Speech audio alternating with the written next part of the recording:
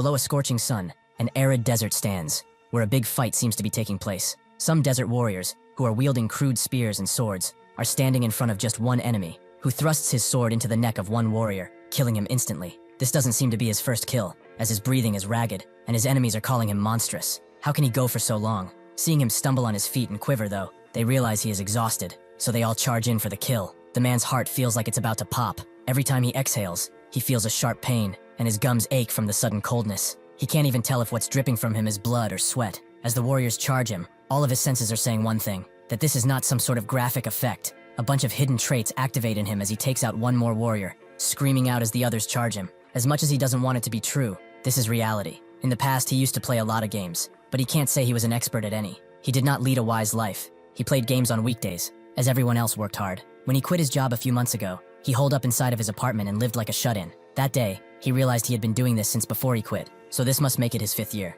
He spent 5 years on one single game. His life was legendary, in the worst way possible. The game he was playing was Pangea. It gained brief popularity 5 years ago, as the developer promoted it with the phrase, "If one clears the game, they will be granted one dream." Players with too much time on their hands got curious and tried it, but they all ultimately failed. 5 years passed, millions tried, but none succeeded. So the player count dropped, and now if he does not log in, it shows that the number of online players is 0. Pangea was infamous for its brutal difficulty when it launched. It had a boss that made anyone question if it was even meant to be cleared, a companion who would betray the player character without warning, and named NPCs who would hunt them down if they got a bounty. The worst part of all of this was that if the player character dies, they are permanently deleted. In other words, if the player dies, they have to start from the beginning, a truly insane premise. Because of its extreme difficulty, its brief popularity dwindled instantly. At this point, he thought that there was someone who was actively preventing players from clearing the game. He had a character loaded with 8 of the 15 known unique items, but he still failed, so 5 years of his life were wasted for nothing. However,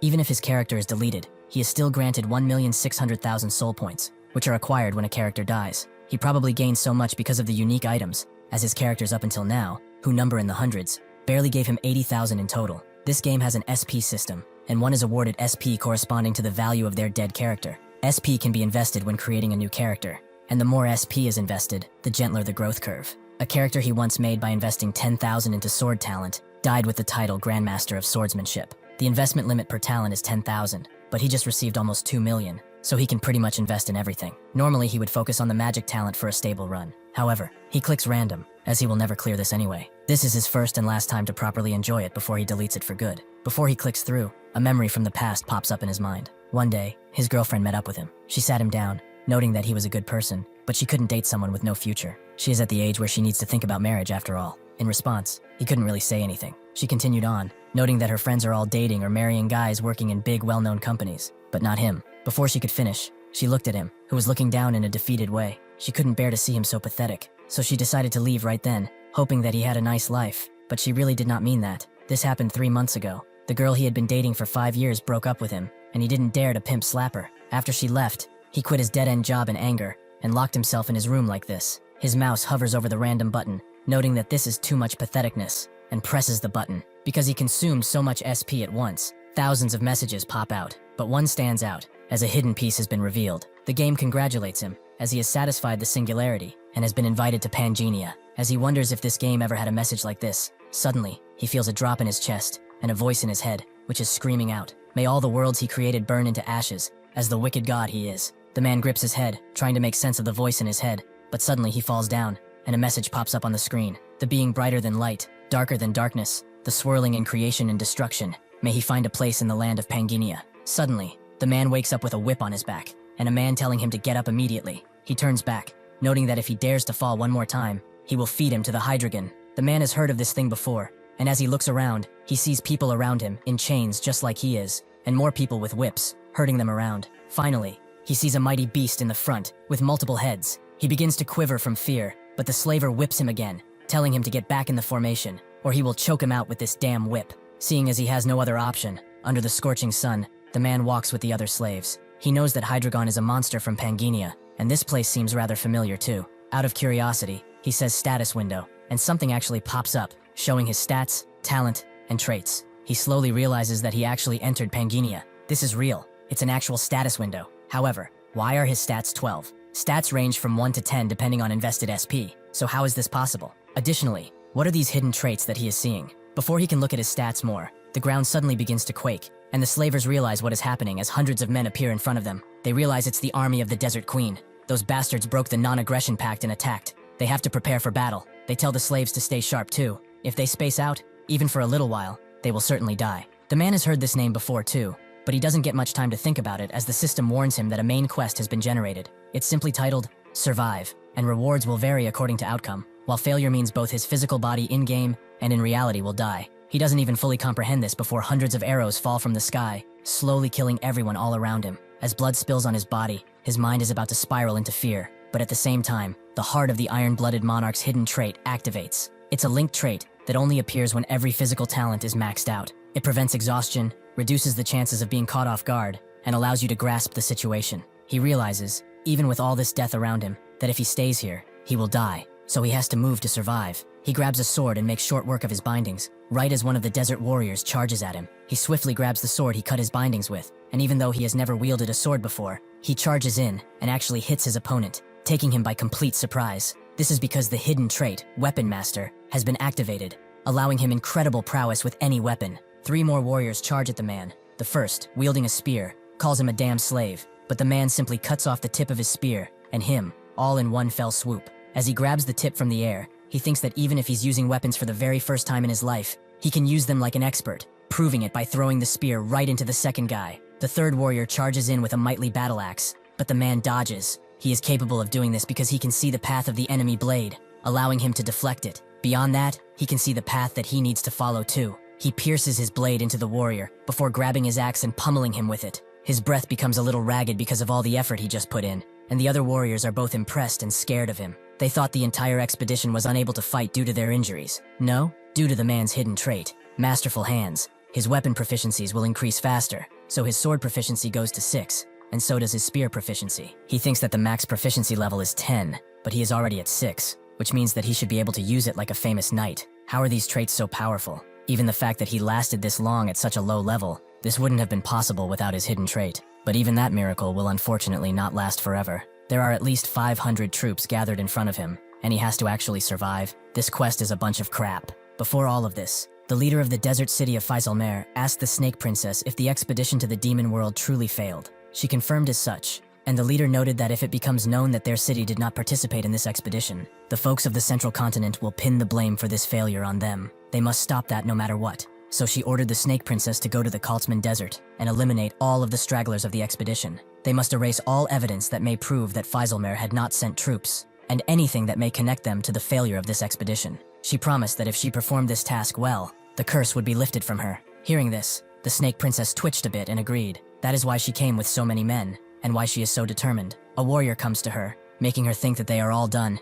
but he announces that there is still one slave who is holding on, confusing her. Around the man, hundreds of warrior bodies lay on the scorching sand. He would be extremely tired by this point, were it not for the fact that he just leveled up, restoring his mana, health, and fatigue. As the warriors prepare to attack again, the princess tells them to get out of her way as she rides in on her beast. The man expected her to arrive sooner or later, Isabella von Dergen. He checks out her status, but he can only see that she is level 8, as the other stats are hidden from him. He knows he cannot win against a level 8, no matter how many times he tries. Since the highest level in this place is 10, the standard that separates the strong is level 7. From that point upward, the real difference begins to be apparent, and the gap in levels can hardly ever be overturned. Level 8 means that they can almost be considered the strongest on all continents. Simply put, they are the level of bosses of any famous organization. Having to face her like this is practically a disaster encounter in an RPG. However, something grabs his eye, the system explaining that she cannot leave this area due to a status ailment from the Desert Queen. As he reads that, Isabella falls to his level, and notes that he put up quite an interesting show, but he must die now.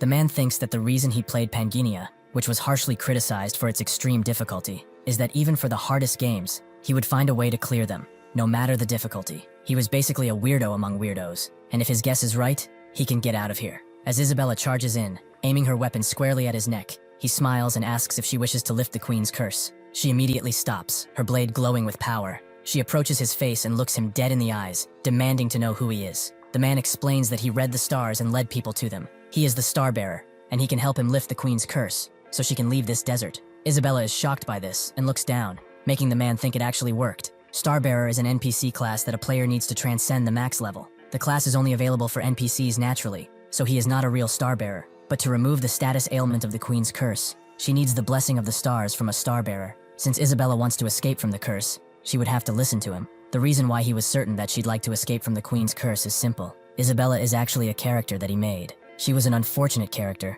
whom he had to neglect because he chose the wrong starting point. The Queen's curse is, from the player's perspective, a device to keep the player within the bounds of the map during the early game, but the player's character is made to see the end of this game. They are supposed to travel around the world to see the ending, but he left such a being in one place, and she'd been tied down due to the Queen's curse. Isabella asks for his name, and the man says Randolph, setting his name up. They both look at each other for a solid minute, before the woman notes that she will postpone killing him for now, but if she finds out that he is lying, she will take his life right then. As she walks away, she tells the warriors to escort him. He is an honored guest, so he will be treated with care. With this, the first main quest, Survival, is complete, and the results are record-breaking. The Constellation of Fortune smiles on him and improves his rewards. The Constellation of Battle notes that he is not bad, upgrading the reward again. He obtains the broken piece of the Olden Scale and the soul of Hydreigon, along with the sword of Michaela. Randolph falls to the ground as he gets all of this, clearly exhausted, but he somehow manages to survive. That night, as he takes a bath in the castle,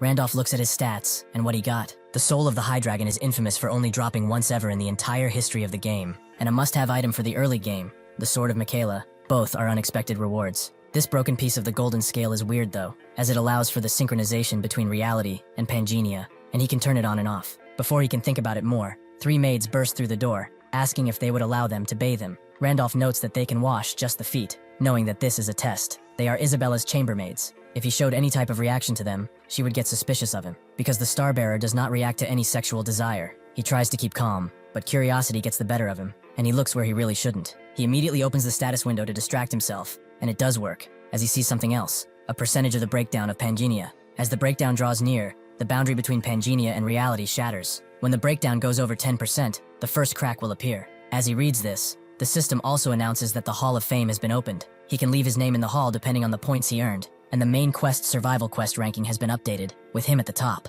Because of this, he unlocks the logout feature, but the system advises him to be careful of his character, as it will be vulnerable. His face widens as he reads all of this, confusing the chambermaids, as he thinks something like this shouldn't be possible. Gracia and I Love Mint Chocolate are 2 people he played the game with. He was wondering if they quit the game because they disappeared at one point, but they were summoned to this world like him, all along. Furthermore, this logout feature is exactly what he was looking for. He can actually leave this damned game. He tells the chambermaids to go, as it's time for him to communicate with the stars. They refuse, as the princess wanted them to treat him, but Randolph tells them that if he does not communicate with the stars, he will lose his powers. They should go and ask the princess if she wants that. He sends them away, noting that he will come to the princess after. As the doors close, he is really glad that this shabby excuse actually worked. He was scared that he would get stuck in this deadly place forever, but finally, he can get out of this stupid game. As he logs out, the system tells him that if his character dies, he will die in real life too. As he wakes up, he sees that the world is exactly as he left it, except that his city is in flames, and beasts have popped up. He looks out the window to see one right below him, which lets out a loud roar as it looks at him, its mouth twisting open. He saw this beast before. It's a monster from Pangenia, but why is it here? Out of his pocket, he drops the golden piece that he got as a reward, which seems to have come back with him. Before all of this, as Randolph went back to the real world, all that he had done got transported into his body, and he woke up in his room. He thought that he'd just fallen asleep after playing the game for too long. That surely was it. This is not some web novel on the best manhwa channel known to man, right? That's when he saw a large pouch, presumably filled with coins, and that gold piece on his desk. He picked up the golden piece, wondering if this had always been in his room, but he couldn't remember owning something like this. He put the piece in his pocket and went to check on the game, but the webpage no longer existed, as if it had never there to begin with. Before he could think about what just happened, he heard screams coming from outside, and he looked out of his window, seeing all the destruction and death caused by the beasts of the game. The police were doing their best, calling in immediate backup, the damn military if they had to, as bullets did nothing. That's when he realized what happened and dropped the gold piece. He wonders if the boundary between reality and Pangenia is broken, but more importantly, what does he do? As he retreats, his hand accidentally touches the golden piece. He thinks that if monsters from the game are roaming freely in reality, then maybe the things he obtained in the game can also be used here, right? He opens the pouch, and it wasn't actually filled with coins, but with Michaela's sword and Hydreigon's soul. He picks up the soul first, wondering how he uses it. That's when he remembers what he read. More specifically, the line at the end, that it's usable in the Golden Scale shop. There's no way for him in reality to fight these beasts, but the him from the game is different. He activates the soul, synchronizing himself with Randolph for 24 hours. Outside, only fire and smoke can be visible on the ground. Everything is in ruins, and a mother runs with her child throughout the chaos, hoping to bring her to safety. As the child asks where her father is, a bunch of concrete falls from above and crashed down on them. Fortunately, the mother had enough time to save her child, but the same can't be said about her, as she took the full brunt of the concrete. She tells her daughter to go, and suddenly, an office lady shows up too, asking if she's all right. The mother tells her to take her child and go, and seeing that she is in a critical condition, the office woman apologizes and promises to protect her. Unfortunately, that's when the hungry beast pop up behind her and opens its wide jaws. As the office woman wonders if this is how she dies, someone crashes into the beast, decapitating it within a second before slashing it apart. The office woman falls to her knees, shocked that she actually survived. But who is this man? As he looks at them, she sees another coming from behind, and she warns him about it. But an entirely different beast takes care of it, making the woman even more afraid. She cannot comprehend what the being in front of her is. A dragon with 9 heads? Randolph tells her to stay still, making the woman wonder if she is dreaming or something. The child snaps from her grasp and goes to her mother, while other bystanders arrive with help. The office woman doesn't move, instead choosing to watch as the man and his beast clean out the remaining monstrosities. This event, where monsters appear, happened in the entire world, not just Korea. They immediately went after people and destroyed human civilization. However, they were not the only thing to appear. Along with them came the warriors, who cut the monsters down and are immune to bullets. More and more people pop out like this, protecting the innocents. And so, the world was rapidly changing. A man watches as all of this unfolds and is annoyed by the idiocy of his comrades. They are wasting their fragments of the broken order scale. It's now confirmed that reality and Pangea are beginning to merge. This is Massacre, another player. He thinks that these two realms might merge into one world over time, and in the coming age of chaos, everyone is a competitor. Those who obtain more fragments and more power will become the true protagonists of this era. The ranking that's remained unchanged for 2 years has finally been updated too, and the top score is an absurd 220 points. He wonders though, is this Randolph guy actually a phantom? Phantom, also known as Ghost. Since nobody knows of his real name, everyone refers to him by these 2 nicknames. He was the first person to form an NPC expedition, called the Demon Realm Expedition, and was the only one to reach it just before the game's final clears. Even though that expedition ended in complete failure, he was undoubtedly the #1 player of Pangea. Since the strongest character he possessed would be summoned upon death, he must have been summoned in Pangea the moment the expedition failed. Appearance and equipment should be reset, but talents from the previous character should carry over, which is why he has such a high score. As Randolph goes back to the game, he thinks that monsters have appeared in reality, and so have summoned players. They have taken on the form of their characters in Pangea. The situation in front of him is becoming clearer. With his last character, he nearly reached the game's ending with the Demon Realm Expedition. However, the hired NPC mercenaries hindered his progress, and even the friendly NPC companions betrayed them. No matter what possibilities he would have taken into account, their interference was always beyond expectation. However, what if all of those interfering variables were players summoned just like him? Players who did not wish for the ending to be reached, or players who considered him their rivals. He was targeted by people back then, and that might still be the case. If the boundary between reality and the game has officially collapsed, he cannot just hide after logging out. To secure his safety in both worlds, he must grow stronger quickly. He goes to Isabella's room, who asks if he has finished speaking with the stars, and he confirms that he has. He's come to keep his promise, with a condition. As she asks what it is, she sends her maids away. Randolph wants to go to the sanctuary, making Isabella wonder if he is insane. It seems that the second main quest is to obtain a class, and the class he wants can only be obtained there, as per the quest details. A little while late, under the same moon, Isabella walks around in a dark dungeon, having easily taken care of the guard there. Randolph is pretty impressed that it only took her a few minutes. There's probably no ally more reliable than she is. A few hours earlier, when he told her that he wanted to go to the sanctuary, as there was a star there, she was confused, as she didn't expect it to be in such a place. Randolph found the 4th star by chance while raising his previous character. He's probably the only player who knows its precise location. He told Isabella that to lift her curse with the blessing of the stars, he must obtain the star. Isabella made it known that the sanctuary isn't a place anyone can just waltz in as they own it. If anyone finds out she secretly brought someone in, it's over. Randolph rushed her, noting that there is no time, and to think carefully about what she wants, as this is her last chance to leave this arid place. If he had failed to persuade her back there, the thing rolling on the ground right now might have been his own head. But fortunately, that is not the case at all. He tells her that they have finally arrived. This is the holy ground he mentioned before, or at least, the staircase to it. As they enter, the system notes that he has arrived in the hidden sanctuary of the desert, and rewards will be granted based on exploration rate. The system also warns him that he does not meet the recommended level, which is 8, and also that this area is overflowing with poison and demonic energy. If the demonic resistance is low, entry should now be made. Fortunately, he has the Giant's Demon Resistance hidden trait, allowing him to enter. Under normal circumstances, a level 2 cannot hope to set foot in here. If he sends Isabella ahead and just clears the Sanctuary Exploration subquest, the rewards should still be pretty nice. But the subquest isn't what matters right now, because this is where he can finish the second main quest and obtain the certain class he desperately wants. Isabella watches the path around them, observing the wind that's pushing from below and the path's continuation, which is only a bunch of pillars. She tries not to laugh and turns around, noting that they must have taken the wrong path, but Randolph stops her, asking where she is going. Isabella explains that the bridge ahead is clearly a trap. The downward air currents are designed to sweep anyone away who crosses without knowing. Before she can continue, Rudolph asks if she really is scared, making her embarrassed. She tells him that she knows no such thing as fear. For the record, she is called the Snake Princess, alright? Randolph notes that she's surprisingly timid, but she doesn't think that's the case.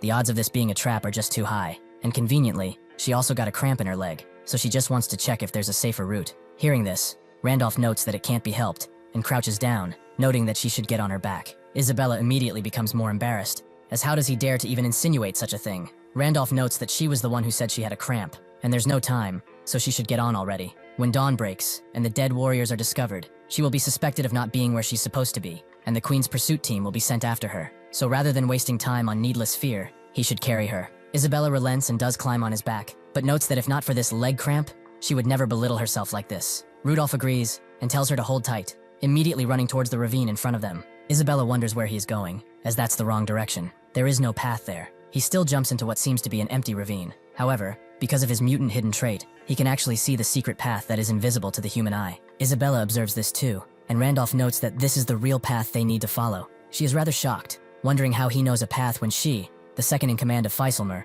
does not know. And in this sanctuary, that is overflowing with poison and demonic energy, he's not even gasping for breath. There are too many strange things happening to simply chalk it up to being a star-bearer. He turns his head to her, and notes that he did not know the second in command of Feiselmer had acrophobia, and she tells her to shut it. He's acting very relaxed in front of her. This is not just some confidence that comes from simple strength. It's as if he's welcoming an old friend that he has not seen in years. This makes her ask if they have met before, just as they take the final path. He explains that they've never met in the same place, meaning that he has seen her, but she has never seen him. Randolph touches a hidden mechanism, which transports them to a lush green land. This is a domain barrier, a barrier cast over the entire area. Only those who follow the designated path can see what is ahead, and if his memory is correct, they will have to fight soon. Sure enough, the calm mounds of rocks that were around began to wake up and scratch into humanoid-looking beings with a giant core in the middle of their chest. This time, the guardians are golems, and judging by the size of the rune in their chest, it's at least upper tier. At his current level, even a graze from it would mean instant death. He asks Isabella if her leg cramp is better now, and she notes that he keeps running his mouth. He should just shut it and watch. As the golems charge in, one throwing a shattering punch, Isabella just smiles, as she cuts the golem's fist into hundreds of pieces, noting that this will be over soon. She uses the stone pieces as a stairway, cutting one of the golems from the waist up as the others try to hit her. Randolph is amazed to think that she's an assassination-specialized character, utterly ridiculous, even though she is a character he raised himself. Isabella takes care of the other golems too, cutting them up without much effort. With this done, Randolph is offered the Golem Maker class, meaning that it's recognizing her kill as his own. In Pangenia, summoner-type classes are rather rare, so the Golem Maker is actually a pretty good class, and in terms of class rank, it's a higher tier one. However, this is not the class he actually wants, so he declines. This is because the one who can give him that class is something else entirely. The once vibrant grass behind withers, and something malicious descends on them, as the ancient king, the master of this mountain that was buried by the nameless star, rages against them. This is the thing Randolph was waiting for, the greater god who guards the stars, the ancient king, Dramut. Randolph can feel an extreme pressure from him already, as expected of the mountain guardian of the sanctuary. Isabella hopes he didn't drag her here expecting her to deal with the literal mountain guardian, and Randolph tells her to relax. Despite how he looks, he's actually quite gentle. Just as he says that though, Dramut charges past him and right toward Isabella, who barely has any time to dodge, and Randolph looks at her with a little blush in his cheeks, clearly embarrassed that this was not the case. It's strange though, he remembers this oaf to be a friendly creature who helped guide the way. Isabella wonders how this thing looks any kind of friendly, and it even speaks, telling her that she must defeat it to prove her qualification, as she is the challenger. Isabella tries to tell him that's not the case, but Dramut already knows that she defeated her sentinels. As he attacks her with his tail, he explains that if she cannot prove her might, she will never leave this place. Isabella runs away and demands Randolph tell her what to do, since he's the star bearer. When he first cleared this place, he didn't have to defeat Dramut, or at least he thinks he didn't. Has something changed? That's when he realizes something. The ancient king Dramut. He is the mountain guardian who guards the star, a greater god with a gigantic body. According to his lore, he's an enchanted beast whose body grew and gained wisdom from the residual energy of the star. He cleared this place back when he was raising Wilhelm, a level 10 5-star transcendent character. When he came to the sanctuary with that character, Dramut obediently gave him the star. The reason? Because he was qualified. In short, if one is weaker than him, he attacks. But if they are stronger, he doesn't. So what does he do now? Suddenly Isabella is pushed back roughly. Because of the sanctuary's poison, her body won't move properly. Perhaps just stepping into this place with the Starbearer's words was a mistake. Before Dramet can finish her off, Randolph tells him to stop, and he does so, his tail creating a whirlwind around Isabella. He turns his face to Randolph and demands to know how he knows his name. He smiles and explains that his master, Wilhelm, has returned. Dramet turns his full attention to the man and repeats what he just said, before letting out a very loud laugh. He is not even prepared to receive the star. He is weaker than even the Golem Sentinel. Him, of all beings? He should listen well, as Wilhelm was a powerful man, a perfect transcendent worthy of being his master, but he failed the Demon Realm expedition, and all his stars fell. It means he met a complete death. Even if he is gone, a lowly creature like him has no right to even speak his name. As he charges in, mouth wide to engulf Randolph, he demands that he honor the contract they made. This makes Dramet stop and demand to know how he knows about the existence of that contract. Nobody should be able to know about it. The contract states that the one who obtains the star of the mountain buried by the star learns the true name of the mountain guardian and becomes the new master of the mountain. The mountain guardian obeys the master's commands, and the contract's contents cannot be revealed to just anyone. If it is revealed, the one who breaks the contract will die from an instant curse. He only said it because he remembered the lore, and fortunately the game's rules still apply. As expected, since this is Randolph's body, the curse won't affect him. Dramet wants to know what manner of creature he is, and Randolph notes that if he's so curious, he should guide him. The star will prove him. Dramet tells him that the star does not know mercy to those without qualification. He will be lit from within if he approaches. Randolph says that perhaps it will be so, but is he afraid that the star will acknowledge him and reveal that he's his true master? Dramet would laugh if this were not so pathetic. He is a mere brat who looks like he would crumble from one swipe. What gives him such confidence? But very well, he will take him to the star, as requested. He doesn't believe he is Wilhelm, but seeing as he knows about the contract, killing him doesn't sit right with him either, so he would rather let the star get rid of him. They begin walking, and slithering to where the star is, and the sky darkens as they approach, eventually arriving at a very ominous altar, making Isabella wonder if it's really here. Randolph notes that the object that's placed on the altar, that skull, is the star. Isabella is surprised that such an object is a star, and Randolph tells her it's Leah's face. When Leah, the twin goddess of Pangenia, died, her body was split into 32 fragments and scattered all across the continent. Those 32 fragments of her body are what are referred to as stars. He thinks that they are used as boundary catalysts for players to achieve transcendence. Suddenly, the entire area around him bursts into a pillar of flame, making Isabella wonder if he is okay. Dramet laughs. If he wanted him, he would simply burn if he approached like that. Even though he was confident, the star rejected him. Now he will burn to death. Randolph has heard all of it, and can't believe this bastard. This star only kills a player on one scenario,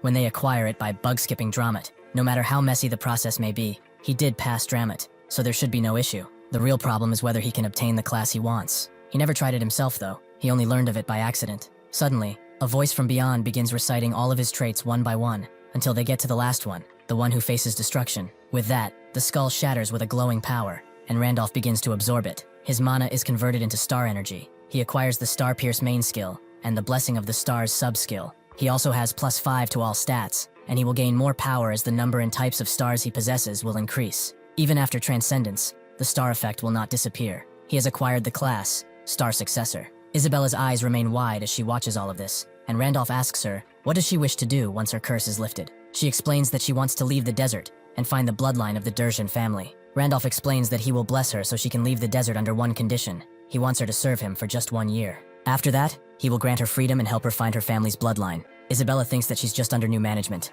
However, Randolph pats her on the shoulder and notes that he is not the queen, and he does not lie. For some reason, Isabella feels inclined to trust him and bows down, vowing to serve him. Randolph tells her that she made a wise decision and turns his attention to Dramet, as the owner of the star is his master. Correct? Dramet agrees, and Randolph immediately tells him to bow down too. Because of his unique class, he is granted 230 points, which go into the Hall of Fame. The Constellation of Fortune upgrades his reward again, and the Constellation of Adventure applauds him for being so reckless, so his reward is updated. Almost immediately, the queen feels that Isabella has entered the sanctuary with the slaves she captured. She tells her men to seize them immediately, or not come back at all. The same day, at the Angel Cafe in the real world, two brothers talk it out with their guildmate, wondering if Randolph is Phantom. One of them thinks so, even if they ignore the main quest. Getting a higher class score than Gracia is impossible, unless someone knows the game inside and out. The blue brother notes that the 5-year veteran ghost player, Phantom, has finally appeared. This is certainly going to cause quite the ruckus, and the red brother wonders if they can contact him before others do. Their guildmate would like to know how,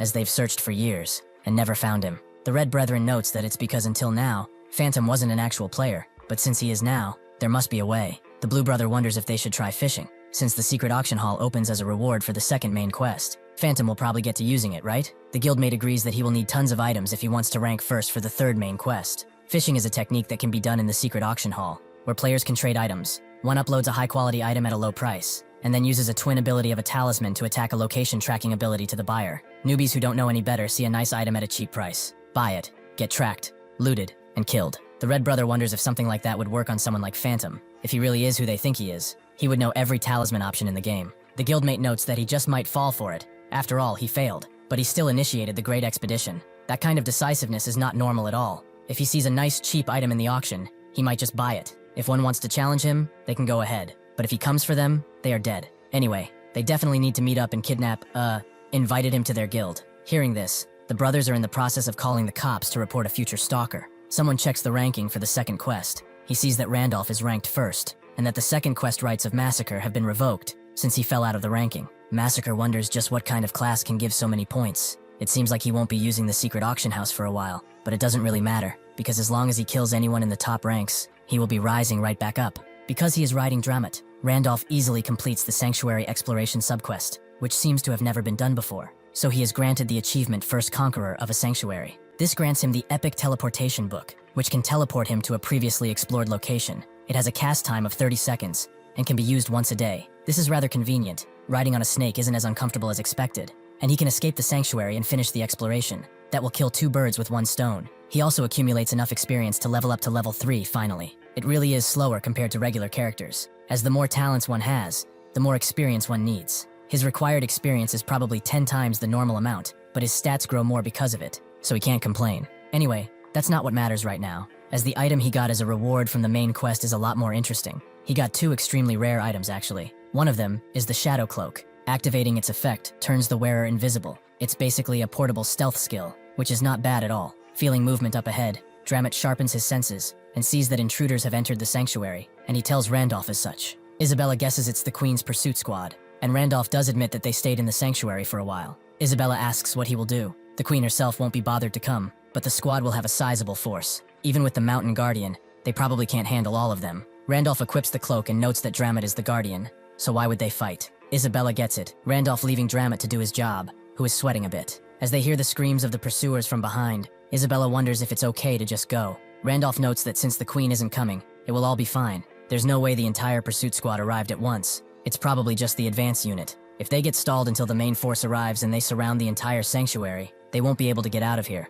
Those guys are after them anyway, so it's better to get out fast. Isabella thought he was abandoning Dramat because he was useless, but Randolph notes that the Mountain Guardian can't leave the sanctuary anyway, so only they can run. To get out of this place, they have to use the warp gate at the edge of the desert. He lifted Isabella's curse with the blessing of the stars, so actually using the warp gate won't be a problem. The real problem is that the gate requires a bit of time to activate. Isabella understands upon seeing the gate. Once they get past here, they are free. Randolph confirms as such. Once they pass this area, they will be out of this arid hellhole, but the gate will need some time to activate, around half a day. As she can clearly see, there is no real place to hide in this desert. It would be ideal if the entire pursuit squad went straight into the sanctuary, but most likely, they will track them. However, with Dramat delaying their approach, and until they realize they've left the sanctuary, they still have some time. During that time, he will have to communicate with the star. This place is important, but he needs to check what's happening in reality, so he can't stay logged in forever. He asks Isabella if he can trust her, and she pulls out her blades, noting that she will protect him. With that, Randolph logs out,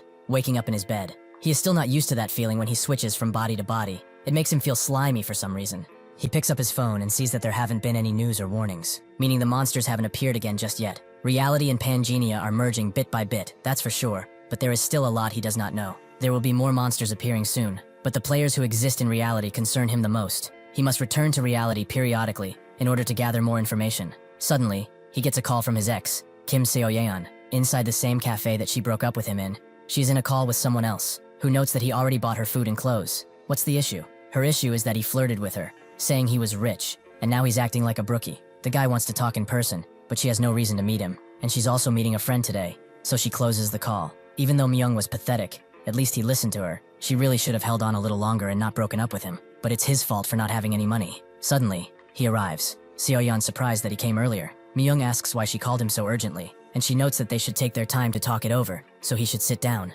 Maybe it's because it's been a while, but his entire vibe changed. Myung just tells her to speak already, as he needs to leave. She notes that some things never change. He always comes right away when she calls. Even today. That's something she always liked about him. After they broke up, she realized how good he was, and she kept thinking about it and regretted it a lot. What about him? Doesn't he feel the same? Mi-young isn't even listening to her, as he sees that he needs to buy something if he wants to sit down. Something she couldn't even do. He gets up, noting that if she's done, he's gonna go. Seo-yeon screams at him, asking if he heard that she actually missed him. Is this because of what she said when they broke up? Mi-young just asks one thing. Does her new boyfriend even know she's meeting with him right now? If she's going to flirt with multiple guys, she should at least delete her SNS pictures too, not just her profile photo. If she's trying to be a hoe, she should be trying harder. If this were the past, he would have panicked and not known what to say, but he is feeling strangely calm. Why is that? Perhaps Randolph's growth is affecting his real self too. Suddenly, he hears a commotion in the streets, someone harassing someone else as he wants to talk to her. The man, holding a cutter, asks why everyone stopped to look. Are they enjoying the show? The woman demands to be let go, calling him a crazy bastard. The man, having had enough of everyone looking down at him until the end, decides to take her life, but before the knife can descend on her, Mi-young intervenes, saving the girl. As that is more than enough, the man demands to be let go, but Mi-young continues gripping his hand, to the point that it's almost about to snap. Even though he hasn't used the fragment of the golden scale, he still feels like he could easily break this guy. It wasn't an illusion. His body is definitely changing. He throws the fat bastard aside and asks the woman if she is okay. She confirms as such, and notes that she survived thanks to him. She doesn't even know how to thank him. Mi-young takes a closer look at her and realizes that she's the woman he rescued from before. The woman asks if there's something on her face, and Mi-young denies it. She just resembles someone he knew. Suddenly, the fat bastard jumps at him from behind, knife still in hand, but Mi-young just dodges and grabs his head before punting him into the ground. The woman is impressed. She didn't have to be scared after all. After the police come and pick up the crazy fat bastard, the policemen tell Mi-young that he has to follow them to the station. The woman tries to explain to them that his person was just trying to help. She's the one who reported the stalker in the first place. Even so, the policemen note that what he did was still an act of violence, so he has to come with them. The woman tries to tell them that the bastard had an actual knife, and Mi-young notes that he really doesn't have the time to be doing this. The policemen understand, but they can't bend regulation either. Suddenly, the woman asks if he goes as a witness and gets dragged into something. Will they take responsibility? She introduces herself as Kim Hana, a CK broadcasting reporter, instead of harassing an innocent man. Perhaps they should speak with the actual victim, unless they want this case to blow up. The cops look at each other, and hearing that more people around them know of her, finally relent, noting that only she should come with them. Hana thanks Mi-young again, and gives him her card. She's a dedicated reporter, covering Dimension Warriors, the people who appeared on the same day as the monsters and defeated them. People started calling them Dimension Warriors. Mi-young guesses she means players, but unexpectedly, almost nobody mentions Panginia directly. He guesses an interdimensional attack sounds more believable than a video game becoming real. As Hana asks for his business card, Seo-yeon comes rushing in, grabbing his hand immediately. Hana asks if this is his girlfriend, and notes that she is absolutely not. But he doesn't have a business card, so how about his phone number? She notes that he has a nice name, and tells him to text her tomorrow, as she really needs to treat him to something. Mi-young notes that he won't refuse, and as Seo-yeon stands there, defeated, she wonders how he could do this to her. Him, who is just a nobody loser she took pity on. As she leaves, Hana gets a call from someone calling her supreme authority of their broadcast station. She demands he not call her that, and he explains that he called because the deputy director went on a business trip and left her an assignment, an interview with Grancia. Hana is surprised. Isn't that the person who is treated like a saint who saved America? Why would she handle such a big shot? The assistant doesn't really know. The superhero herself said she wanted to see her specifically, and is coming to Korea as they speak. Inside of the game world, hundreds of bodies are laid across the desert, and Isabella breathes deeply, clearly winded because of all the fighting. One of the soldiers tells her that the queen herself commanded her to return. If she hands over that slave behind her, they can act as if this hadn't even happened. In response, Isabella grips her blade tighter, and the soldiers all charge her, knowing that she cannot stand for much longer. Suddenly though, the warp point activates, and the first trip to the starting point is free. Randolph grabs Isabella, and notes that she holds on well. She asks if he finished speaking with those needy stars, and he confirms as such. The soldier captain tells them to stop standing around and execute the traitors. Randolph puts his hand forward, noting that she kept his promise, and so, he will keep his as well. He closes his hand as he uses the Star Pierce skill, consuming all the star energy to unleash a powerful strike so bright that nobody can hope to stand against it. Isabella is surprised to see the power of a star bearer, and Randolph notes that it's not too late.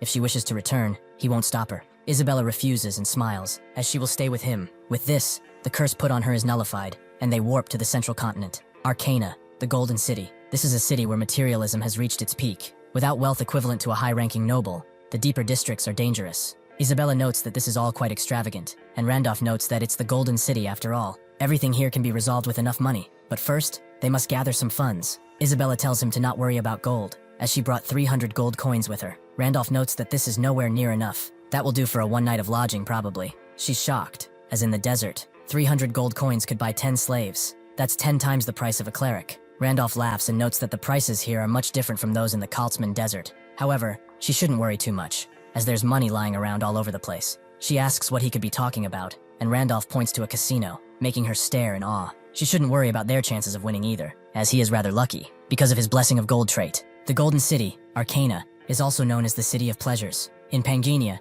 every lower city operates as an independent monarchy, and here, in this City of Pleasure, there is only one law: money is king. The place where all of the city's wealth gathers is the Hudson Casino, one of the most reputable and rich casinos in the entire continent. The guard in front of the casino stops Randolph and Isabella, noting that anyone without the 10,000 deposit may not enter. Isabella is surprised and whispers to Randolph, wondering why he didn't tell her there was a deposit, as she only has 100 gold left after washing up and buying clothes. Randolph notes that it doesn't matter since they didn't have enough money in the first place, and the clothes were necessary. The guard tells them that if they lack the deposit, they should leave, as they are disturbing the other customers who are waiting in line. Randolph tells him that he doesn't have a deposit, but he would like to leave this as collateral instead. It should be more than enough, right? This is the Fairy Queen's tear, which allows an item of equipment to break past its limit. Even if the unbound equipment is destroyed, the tear will still stand. Immediately, the guard treats them both as a VIP, and Isabella asks what that item was as they go inside. Randolph tells her it's basically a talisman. It was one of the rewards he got when he visited the sanctuary,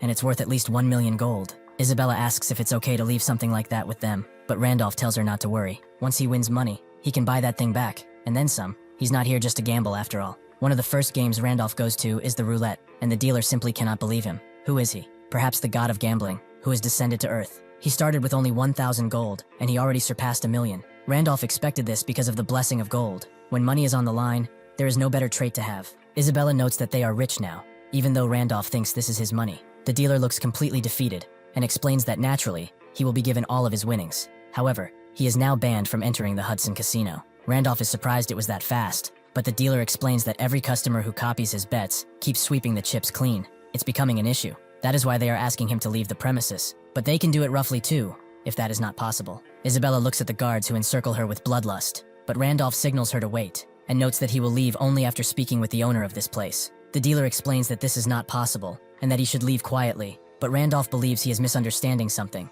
It's not him who wants a meeting, but rather his boss. The boss is using a level 8 hand of observation on the tear, confirming that it's the thing. He wonders how anyone got a hold of this. The Fairy Queen's tear is carried only by the Fairy Queen's knights, and fairies rarely leave their realm. Moreover, a Fairy Queen knight is so powerful that even killing one requires at least 3 people who have reached level 10, making it almost impossible to obtain. They searched high and low, but nobody sold them to think one would just walk into their casino like that. The butler comes to Hudson's office and explains that the man who left the talisman as collateral wants to meet him. Hudson is surprised, but then smiles, telling the dealer to bring him here and some tea. After a few more minutes, Randolph is sat down in front of him, accompanied by Isabella. Hudson is surprised by the visage of the man in front of him. He does not look like a strong fighter at all. Hudson notes that he said that he would like to speak with him. Would he care to elaborate? Randolph picks up the cup of tea and says that there was no hidden meaning. He knew he would want to meet him, so he told them to pass on that message. He needs the talisman he used as a deposit after all, right? Hudson is shocked, but calms himself down, stating that he knows that he collects rare talismans.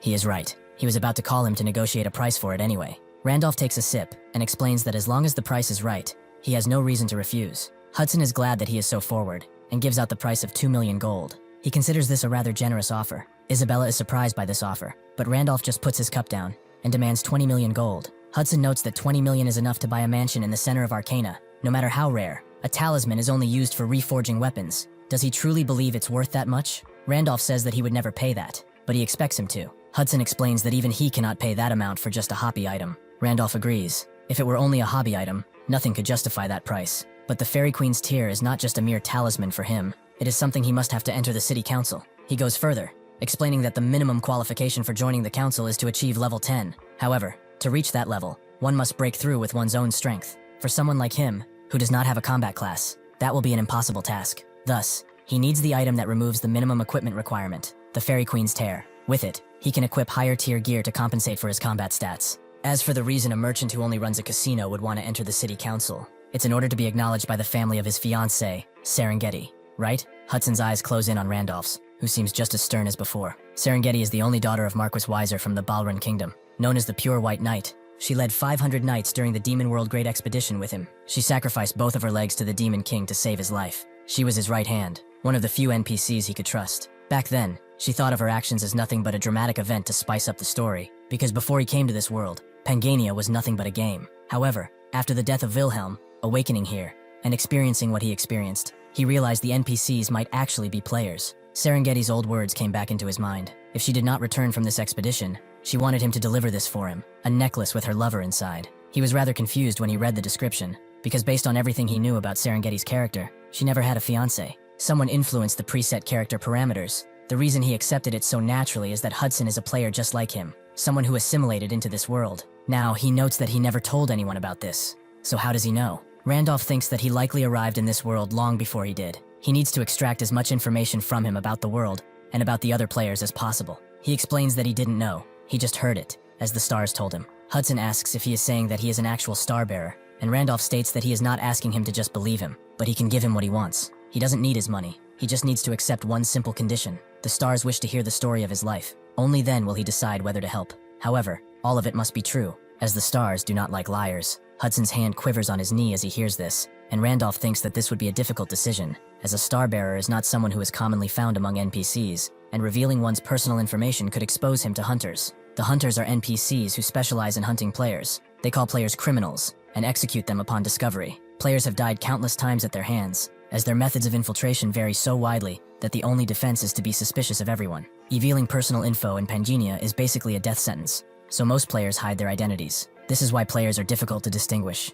and he has no intention of revealing himself either. Even so, he is sure that Hudson will accept this offer, because to him, Serengeti is not just some random NPC. She is more than that. She is the only love he ever knew. He agrees. He will share the story of his life, but before that, he must begin with Serengeti. Most things he wants to achieve are tied to her. Serengeti was a brave knight who participated in the great expedition to the demon world, led by the heroes. Randolph is extremely confused by this, and asks what this is about the 8 heroes. Wilhelm was the one who led the expedition, right? Hudson notes that Wilhelm was indeed the most famous, but the great expedition to the demon world was conducted by all 8 heroes together. There was infighting amongst them, which led to the failure of said expedition, or so the stories go. Randolph thinks that a bunch of nonsense, and asks if he knows who these 8 heroes are. Hudson is more surprised he doesn't, since they are all legendary figures. One of them is the strongest after Wilhelm, Grancia. He seems to be reading an article by Kim Hana about the time she was saved, and his assistant notes that she's scheduled their interview with the Korean reporter he mentioned. The assistant also wonders if it really is necessary for him to go to Korea himself.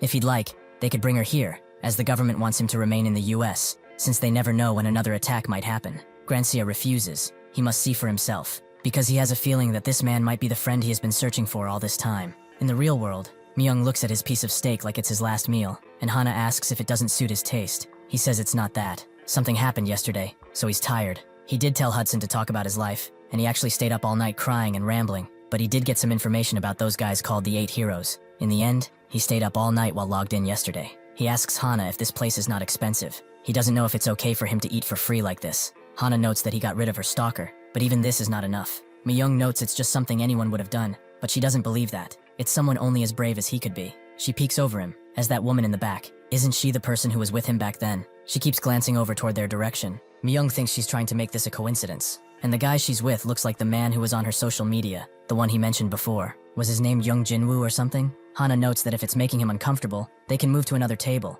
but Myung says it's fine. She doesn't have to worry about her, as they don't have that kind of relationship. Just as he's about to continue eating, Jinwoo comes around and asks if he really followed Seoyeon all the way here. Not only did he keep pestering her after they broke up, but now he's resorted to stalking her? Myung turns to him and asks if he's actually serious, and he seems to be. He heard that the last time he clung to Seoyeon, crying and begging, and dragged her out of the cafe. Myung doesn't think it went exactly like that, but as he looks at Seoyeon's smug look, he understands that Jinwoo trusted the words of a woman, a rookie mistake. He tells Myung that if he follows her one more time, he will actually kill him, as the useless piece of trash he is. Hana slams the table, noting that the more she listens to this drivel, the more ridiculous it gets. Why is he just saying whatever the hell he wants? Jinwoo wonders who this woman is. Some rent-a-girlfriend or something? Hana goes up to him, but he continues, noting that judging by her looks, she must be getting paid 500,000 won. He will pay her double if she just shuts up. Hana tells him that she made the reservation to this restaurant and she's treating him because he helped her, not because it concerns him. In response, Jinwoo pulls out a stack of cash and wonders if it's not enough. Was it 1,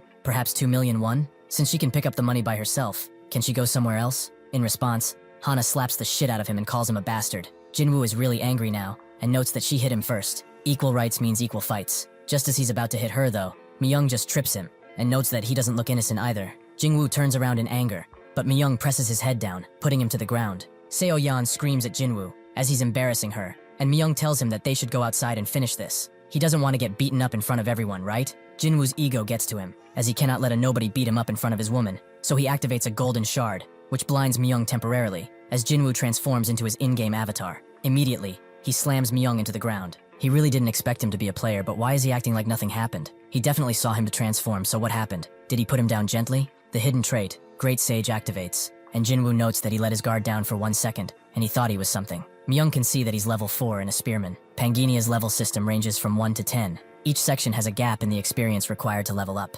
Also, the additional experience required depends on how many talents a player has. Therefore, one's character becomes stronger the more talents they own, but leveling will be slower. Naturally, Jinwoo belongs to the group with far fewer talents. Even so, the reason Jinwoo's level is low is quite simple. He has never fought, not even once. Jinwoo was a beginner gamer, and had been running away non-stop from the first day he was synchronized with Panginia until now. After a few strokes of luck, he survived the main quest, and then, with another stroke of luck, he obtained what was considered a high-tier class. As a reward for placing in the top ranks, he was able to log out and never return to Panginia again. Ming can tell without even seeing it that not everyone would have started like him with the traits. It wouldn't have been easy to adapt, so he can't blame him for running, although he's still a weakling. Seoyeon clutches his hand tightly and notes that they should go, as people are staring. Before they leave, though, Jinwoo tells him to consider himself lucky that he is alive thanks to this woman, but if he ever clings to her again, he will feel his full wrath. Myung can't believe how stupid he is. He's showing random people that he's a player, and he's even wasting the golden scale like it's nothing. He will not last long, fortunately.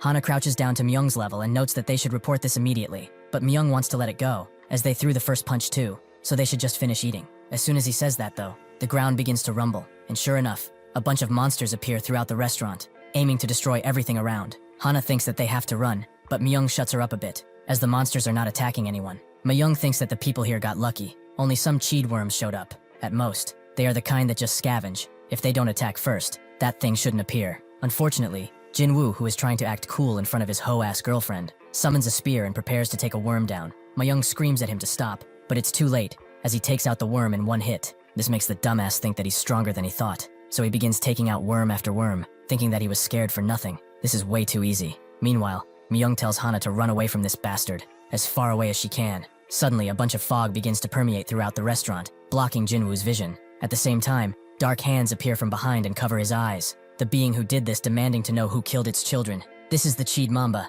an elite monster with a recommended size of 20 level 6 people. Thank you for watching. See you next